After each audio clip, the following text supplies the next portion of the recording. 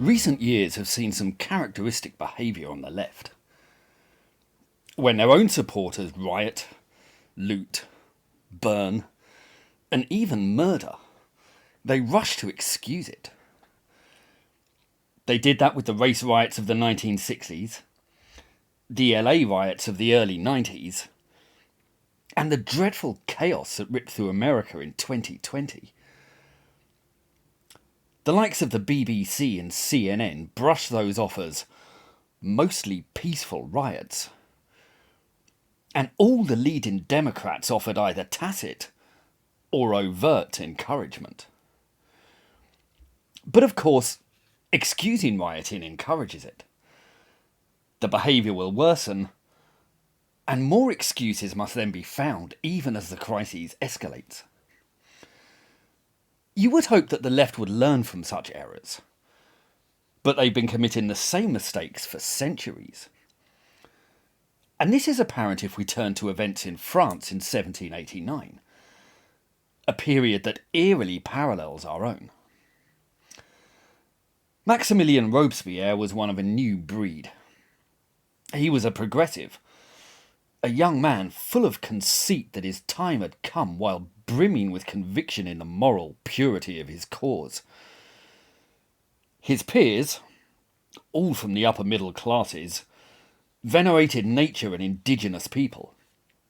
They believed that emotion was only genuine when it was overtly displayed, and they were convinced that they epitomised progress, compassion, and virtue. They also came to despise the representatives of a system they perceived as corrupt, greedy, racist, and decadent. For them, the regime's time was up. It was not enough to just disagree with the vagaries of the system anymore. Political activism had to be wrapped in scorn and revulsion directed at any who were perceived to belong to it. In fact, opposing the ruling regime became the badge of virtue and morality. Righteous anger came to be not only justified, but almost compulsory. All sounds pretty familiar, right? These were the characteristics that powered the French Revolution. It took that revolt nearly 4 years to descend into full-blown terror. But the reason it did so was the left's justification and defence of the rioting and bloodshed that had started it. And this sort of rage had early costs. Revillon, a wallpaper manufacturer, was a self-made man and a conscientious employer who treated his workers well. He was exactly the sort of man the revolutionaries should have defended. But lies quickly spread that he planned to fire his staff, so a mob descended on his factory, tried to kill his family, and burn the place to the ground, plunging dozens of labourers out of work. Unfounded rumours that he was a capitalist exploiter were sufficient to ignite their rage.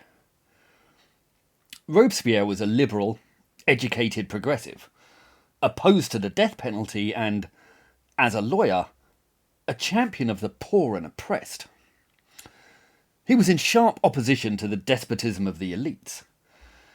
But as with all such campaigners, he would defend the brutality and oppression of his allies, and he considered those acceptable tools to wield in his own cause.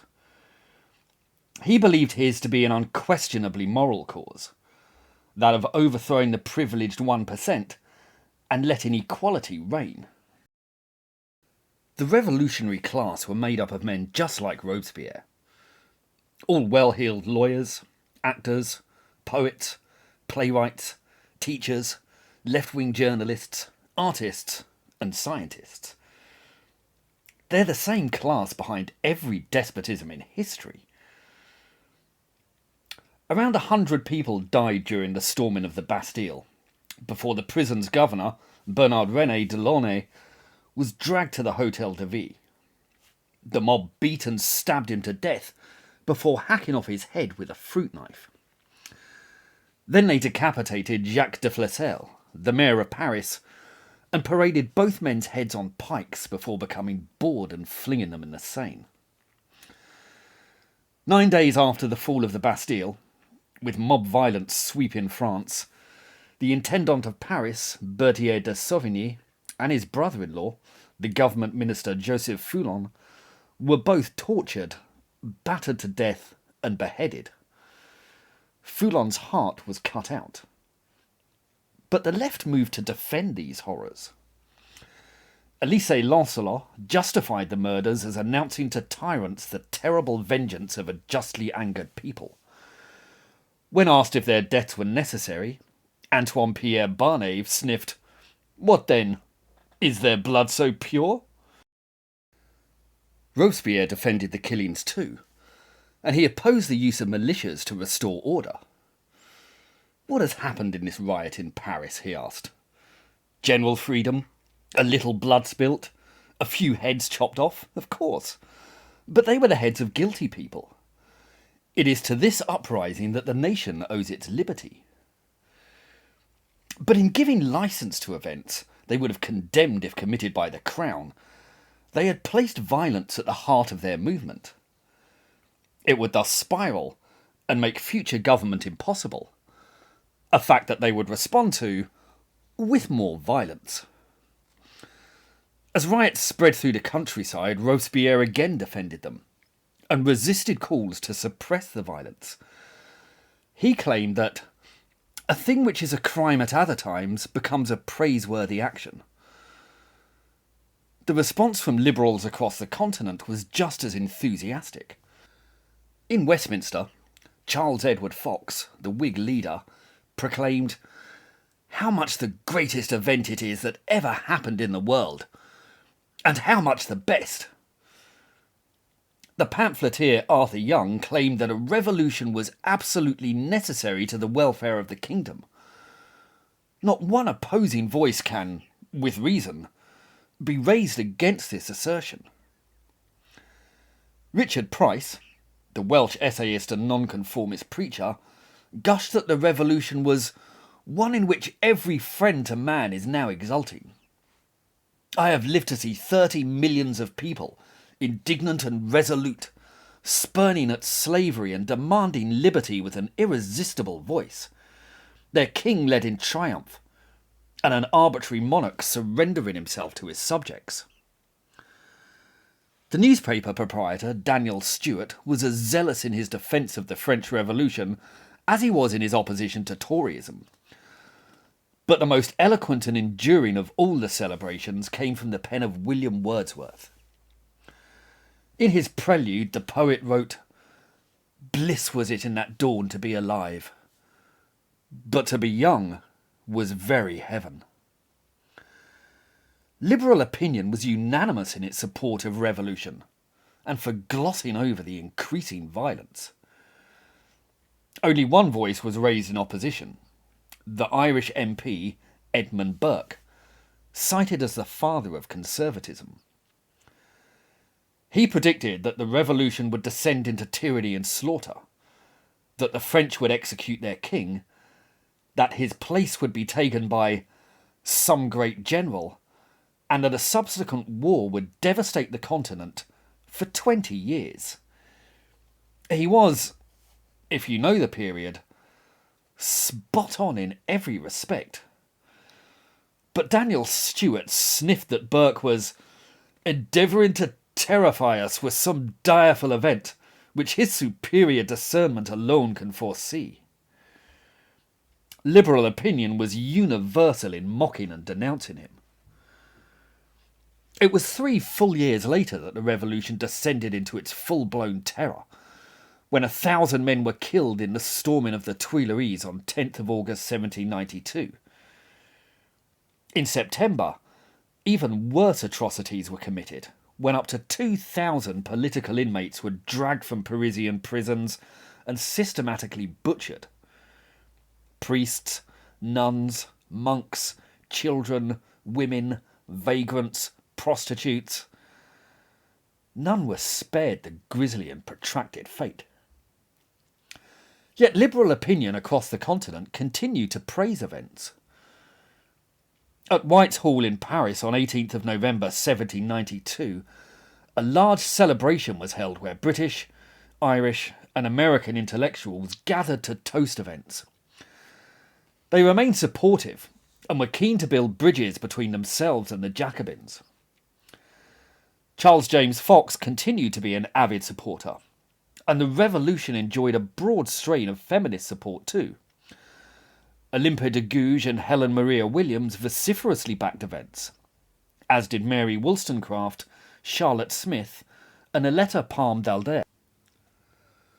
The revolutionaries, of course, brushed off and justified the brutal murders of so many innocents.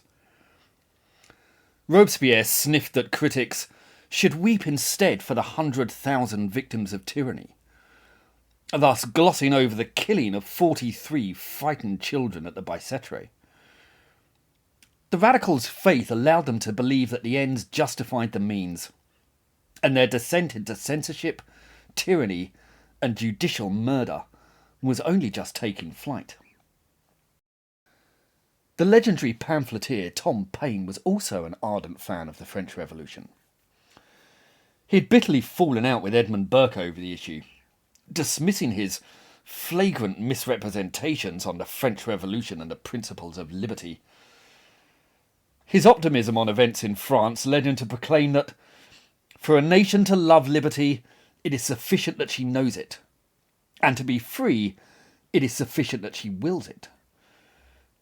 He dismissed Burke's concerns and claimed that the astonishment will be that it is marked with so few sacrifices.